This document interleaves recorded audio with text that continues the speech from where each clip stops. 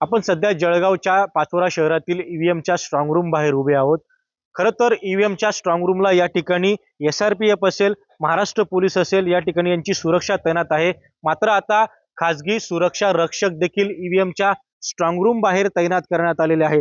आपण बघू शकतो की सध्या पाचोरा आणि भडगाव या दोघंही स्ट्रॉंग रूम बाहेर पर्सनल खासगी सुरक्षा रक्षक जे आहे या ठिकाणी तैनात करण्यात आलेले आहे.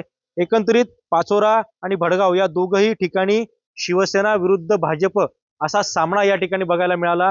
राजकारण त्या ठिकाणी तापलेलं होतं. आता शिवसेना शिंदे गटाचे आमदार किशोर पाटील जे आहे त्यांनी या ठिकाणी गणवेशधारी सुरक्षा रक्षक जे आहे खासगी ते या ठिकाणी तैनात केलेले आहे आणि आता 24 तास या ठिकाणी खासगी सुरक्षा रक्षक देखील ईव्हीएमच्या स्ट्रॉंग रूम बाहेर तैनात असणार आहे. एकंदरीत ईव्हीएम स्ट्रॉंग रूम बाहेरील हालचालींवर या ठिकाणी या खासगी सुरक्षा रक्षकांचं बारकाईने नजर असणार आहे आणि आता पोलीस असेल, त्याचबरोबर SRP असेल आणि खासगी सुरक्षा रक्षक असेल यांच्या माध्यमातून ईव्हीएमच्या स्ट्रॉंग रूमची सुरक्षा केली जाणार आहे.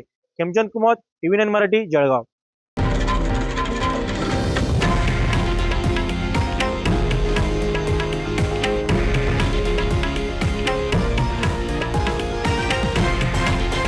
हे आहे देशातील नंबर 1 न्यूज नेटवर्क आणि आपण पाहत आहात TV9 मराठी, एकमेव.